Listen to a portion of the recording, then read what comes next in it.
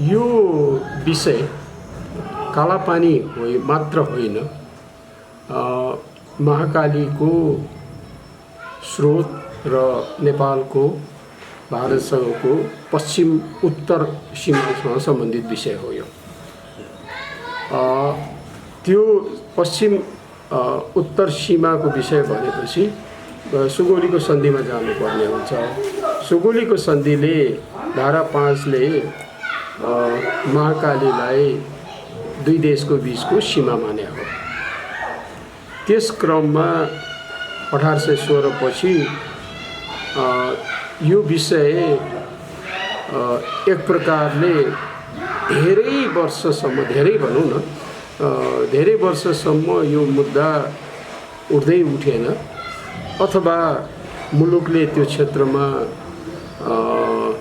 मुलुकको क्षेत्र त्यो क्षेत्रमा आँखै पुगेन, पहुँचै पुगेन। र अब यो 2020 भन्दा अघिको हकमा मैले अझै पनि अध्ययन र अनुसन्धान गर्नु बाँकी नै छ। 2020 भन्दा अगाडि कहिलेसम्म नेपालको त्यो क्षेत्रमा नेपालको ध्यान थियो भन्ने कुरामा अझै गहन अध्ययन अनुसन्धानकर्ताको, सरकारसँग विवरण होला तर अनुसन्धानकर्ताको दृष्टिकोणले अध्ययन गर्न बाँकी छ। तथापि दुईटा सामग्रीहरू छन् कि त्यो चन्द्रशमशेरको पालामा जारी भएको इस्तिहार हिजो कुन पत्रिकाले प्रकाशित गरे जस्तो लाग्छ मलाई, र अर्को यो त्यो बेला यो डोटी बैतडी मालमा उताकाले मालपोत तिरेको रसिद विवरण त्यो चाहिँ नि फेला पर्छ। त्यसपछि आएर अरू सामग्री अझै पनि हामी जस्तो अध्येताको लागि शोध खोजकै विषय छ।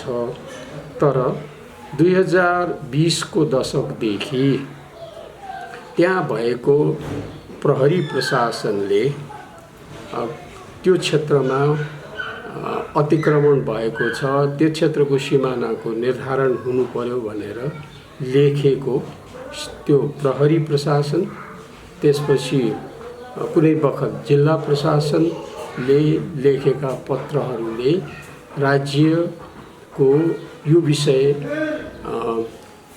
प्रजातन्त्र पछि 2020 देखिका मेरो जानकारीमा 2020 देखिको सामग्रीहरू छन्। र त्यसमा त्यो जानकारी भइसकेपछि बेला बेलामा त्यहाँ बसेको प्रहरीले तिब्बतको ताक्लाकोटको व्यापारको सम्बन्धको लागि विषयलाई लिएर होस् वा सीमामा अवैध पुल हालेको विषय होस् अथवा यो सीमा अन्तर्राष्ट्रिय सीमा टुङ्ग्याइदिनु पर्यो भनेर लेखेका पत्रहरू पाइन्छन्। त्यो दार्चुला जिल्ला प्रशासनमा पनि हुनुपर्छ, महाकाली अञ्चलाधीश कार्यालयमा पनि हुनुपर्छ र गृहलाई पनि जारी लेखेको छ। र पहिलोचोटि काठमाडौँले 2030 मा दुईजना अधिकृतहरूलाई काठमाडौँबाट खटाएर त्यो क्षेत्रको वास्तविकता के हो भन्ने अध्ययन गर्न पठाएको थियो। त्यसमा पुरुषोत्तम गृह मन्त्रालयका अधिकृत पुरुषोत्तम रेग्मी र परराष्ट्र मन्त्रालयका कायम शाखा अधिकृत हरिप्रसाद खत्री उहाँहरूलाई पठाएर उहाँहरूले रिपोर्ट दिनुभएको छ।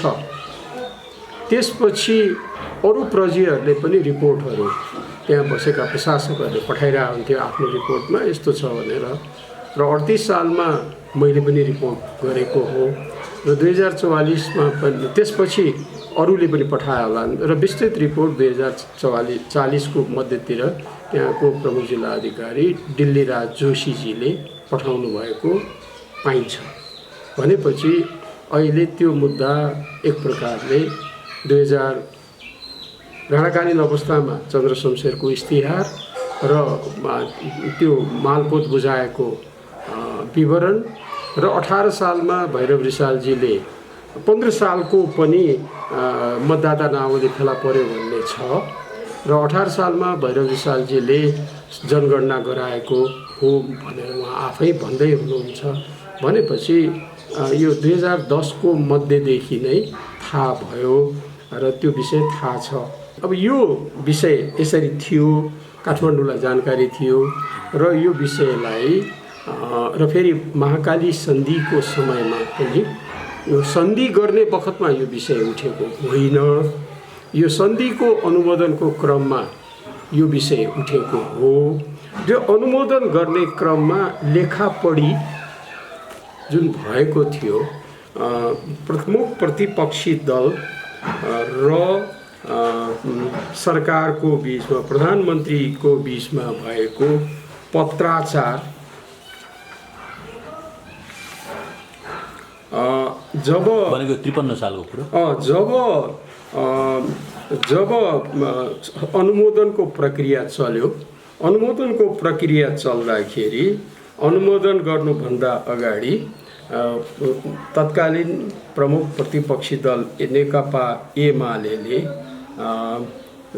वर्तमान प्रधानमन्त्री केपी शर्मा ओलीज्यूको अध्यक्ष संयोजकत्वमा यो महाकाली नदीको एकीकृत विकास सम्बन्धी सन्धि सम्बन्धी अध्ययन कार्यदल गठन गर्यो। त्यो कार्यदलमा को थिए भन्दाखेरि त्यो कार्यदलमा भरतमोहन अधिकारी, झलनाथ खनाल, भरतमोहन अधिकारी। यो विषय महाकाली सन्धिको हुँदा गर्दा होइन, महाकाली सन्धिको अनुमोदनको क्रममा राष्ट्रिय रूपमा मुद्दा उठायो पहिलोचोटि। र त्यो बेलाको प्रधानमन्त्री यो विषय उठाउने नेकपा एमालेको महासचिव माधव कुमार नेपालजी हो। त्यसपछि प्रधानमन्त्री शेरबहादुर देउवाजीले जवाफ दिनुभएको हो। परराष्ट्र मन्त्री डाक्टर प्रकाश चन्द्र लोहनी हुनुहुन्छ र पशुपति शमशेर राणा जलस्रोत मन्त्री र कार्यदलको अध्यक्ष ओलीजीको बिचमा धेरैचोटि लेखापढी भएको छ यो विषयमा। त्यो क्रममा आज 96 देखि यो विषय उठ्दै गएको र दुई देशको बीचको संयुक्त प्राविधिक टोलीले काम गर्दा पनि यो विषय भारतीयहरूले टुङ्ग्याउन नचाहेको, तर यो आइके गुजराल 1997 मा जुन महिनामा प्रधानमन्त्री आइके गुजराल नेपालको भ्रमणमा आउनु हुँदा यो विषय त्यहाँ पनि उठ्यो। यो प्रधानमन्त्री लेभलको कुरामा उठ्दाखेरि अनि त्यसबेला के भनियो भने त्यो पहिलोचोटि त्यसबेला अनि दुवै पक्षको संयुक्त विज्ञप्तिमा यो विषय पनि टुङ्ग्याउने भन्ने कुरा भएको हो। त्यो बखतको त्यो ड्राफ्टिङ गर्ने बखतमा म आफै पनि जलस्रोत मन्त्रालयबाट परराष्ट्र मन्त्रालयमा गएर संलग्न भएको छु। र त्यति मात्रै होइन कि त्यो बेला यो सन्धि अनुमोदनको क्रममा जुन सङ्कल्प पारित गरिएको थियो, त्यो सङ्कल्प पारित गर्ने कुरालाई पनि संयुक्त विज्ञप्तिमा हाल्नको लागि हामी केदार भक्त श्रेष्ठ, परराष्ट्र सचिव केदार भक्त श्रेष्ठको नेतृत्वमा हामीले अलि पापडै बेल्नु परेको थियो, तर हामीले कमसेकम त्यो संयुक्त विज्ञप्तिमा हाल्न सफल भएको हो। त्यसबाट आजसम्म यो रहिरहेको थियो र यसलाई भारतले आफ्नो जुन संविधानको धारा 370 संशोधन गरेपछि जुन नयाँ नक्सा निकाले र हाम्रो क्षेत्रलाई पनि उसले आफ्नो नक्सामा गरेपछि फेरि एकचोटि यो बल्झिएर आएको हो। र त्यो बल्झिएको सिलसिलामा हामीले मलाई के लाग्छ भने त्यो बल्झिनु अवसर र चुनौती दुवै थियो हो। र त्यस परिवेशमा अहिलेको नक्सा निकाल्नु मेरो विचारमा एक प्रकारले यो मुद्दा टुङ्ग्याउनको लागि एउटा सुरुवातको राम्रो कदम हो। यो नक्सा निकाल्ने जब कार्तिक महिनामा भारतले नक्सा निकालिसकेपछि नागरिकहरूको तर्फबाट हाम्रो पनि नक्सा निकालिनुपर्छ भनेर सोनाम साथीको संयोजक उहाँले एउटा बैठक आयोजना गर्नुभयो ल कलेजमा। 76 यो 2076 साल कार्तिक कति गते हो त्यो एउटा उहाँले बैठक आयोजना गर्नुभयो ल कलेजमा। त्यो बैठकमा बाट नागरिक आह्वान सुरु भएको हो यो विषयमा। त्यो नागरिक त्यो दिनको बैठकमा झन्डै 135 जनाहरू यो नागरिक आवाज उठाउनेमा संलग्न हुने भनेर भनियो। त्यसपछि अनि भैरव रिसालजीको संयोजकत्वमा नक्सा उपसमिति बन्यो। त्यो नक्सा उपसमितिमा त्रिभुवन विश्वविद्यालयका प्राध्यापक हिरण्यलालजी पनि त्यो हुनुहुन्छ। त्यो समितिमा संयोजक भैरव रिसालजी, सहसंयोजक हिरण्यलाल श्रेष्ठ, म लगायत, अनि त्यसमा प्राध्यापक नरेन्द्र राज खनाल जोग्राफीको त्रिभुवन विश्वविद्यालयको, प्राध्यापक शेरबहादुर गुरुङ र एउटा नवयुवक अध्येता कोमल बरालजी पनि त्यसमा संलग्न भएर धेरै त्यो प्रविधि प्रयोग गरेर जब हामीले नक्सा निकाल्यौँ र त्यो नक्सालाई हामीले लोकार्पण गरिसकेपछि आज सरकारले कमसेकम हाम्रो नागरिक हामी सबैको दबावमा, नागरिकको दबावमा यो नक्सा बाहिर आइसकेपछि अहिले एक प्रकारले यो विषयको कसले श्रेय लिने पाउने भन्ने कुरामा होडबाजी र अहिले राग, द्वेष, ईर्ष्या र हिलो छापाछाप भइरहेछ। त्यो मलाई त्यो सम्झँदा बडो दुःख लागेको छ। तर यो बखतमा हामीले एउटा राष्ट्रको मुद्दाको विषयलाई लिएर एक अर्कालाई हिलो छापाछाप, कसले जस लिने कसले जस नलिने भन्ने कुरा जुन किसिमको अहिले देखा पर्न थालेछ त्यो राम्रो होइन। त्यो अन्त्य हुनुपर्छ र हामीले सबैले यो राष्ट्रको मुद्दा हो भनेर सरकारलाई, अहिलेको सरकार र सम्पूर्ण राजनीतिक शक्तिहरूलाई एक ठाउँमा उभिएर एउटा आवाजमा भारतको समक्ष उपस्थित हो भन्नुपर्छ। सरकारले पनि के गर्नुपर्ने हुन्छ भने सरकारले पनि अहिलेको यो अवस्थामा मेरो मान्छे होइन कि र यो विषयमा काम गरिरहेका व्यक्तिहरू विश्वविद्यालयमा छन् कि अनुसन्धान गरिरहेका छन् कि देशभित्र छन् कि बाहिर छन्, उनको सहयोग लिने कोसिस गर्नुपर्छ। तर म कतै कतै सुन्दैछु कुनै मन्त्रीज्यूहरू अझै पनि यति घमण्ड छ उहाँहरूमा कि हामीलाई कुनै प्रमाण चाहिएको छैन, प्रमाण दिन ल्याउनु पर्छ। अब त्यो घमण्ड प्रमाण त अहिलेका मन्त्रीहरूले सबैको कहाँ छ खोज्नु पो हिँड्नु पर्यो त। देशका नेतृत्वमा दिन ल्याऊ भनेर त्यस किसिमको त्यो दिन ल्याऊ भनेर जुन किसिमको भाषा प्रयोग गर्नु त्यो सुहाउँदैन है। र अर्को कुरो अनि हाम्रा सञ्चार माध्यमहरूले पनि के गर्नु पर्यो भने यो राष्ट्रिय मुद्दामा कसको पक्ष र कसको विपक्ष भन्नु भएन कि यो हाम्रो राष्ट्रको मुद्दा हो र त्यो मुद्दालाई हामी राष्ट्र एक भएर अघि बढ्ने हो भने भारतलाई दबाव हुन्छ र यो मुद्दा फेरि यसपालि पनि ओझेलमा पर्यो भने कहिले पनि सिद्धिँदैन। अब के गर्ने त भनेपछि पहिलो कुरो त हामीले वार्ता नै गएको हो। वार्ताको तयारीको गम्भीर रूपमा तयारी सरकारले नै वार्ता गर्नुपर्छ।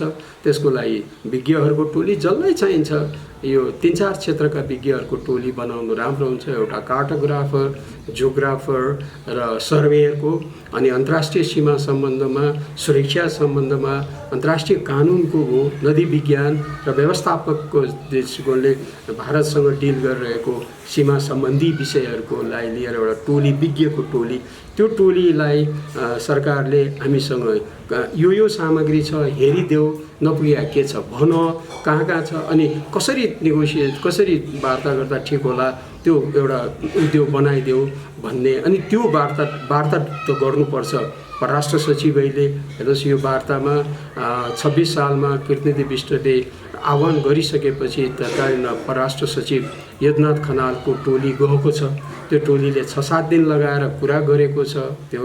र त्यस्तै किसिमको यसमा पनि परराष्ट्र सचिवले यो विज्ञ टोलीसँग छलफल गर्ने के हुन्छ त्यसको आफै पनि एउटा वार्ता गर्दाखेरिको प्रश्न के हुन्छ, कसरी बढ्ने के भन्ने कुरा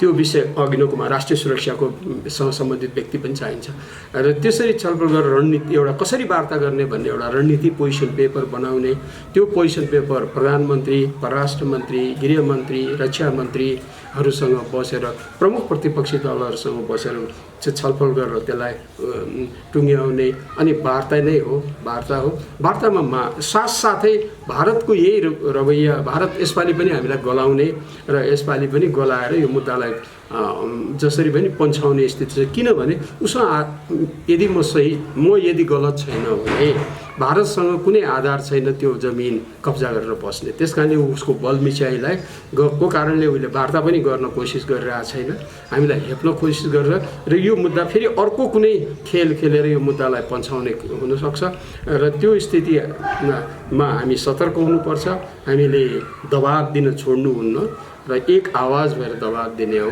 र कोले जस पाउने यहाँ पछि यो सिद्धिएपछि जसलाई तकमा दिए नि भयो केही छैन होइन हामीलाई चाहिएको छैन तर कुरो के हो भने मलाई चाहिएको छैन म चाहिँ स्पष्ट भन्छु है यहाँ कसैले तकमा लिन गऱ्यो भन्ने पनि आइरहेछ मलाई चाहिएको छैन र अर्को कुरो केही लाभ भएन भने अन्तर्राष्ट्रियकरण गर्नको लागि पनि तयारी गर्ने काम चाहिँ नि गर्दै रहनुपर्छ तर यो मौका चुकाउनु हुन्न यो मुद्दा हाम्रो हो र अहिलेका राजनीतिक शक्तिहरू कोही पनि भाग्न वा मेरो टाउको दुखाइ होइन भन्न सक्दैन।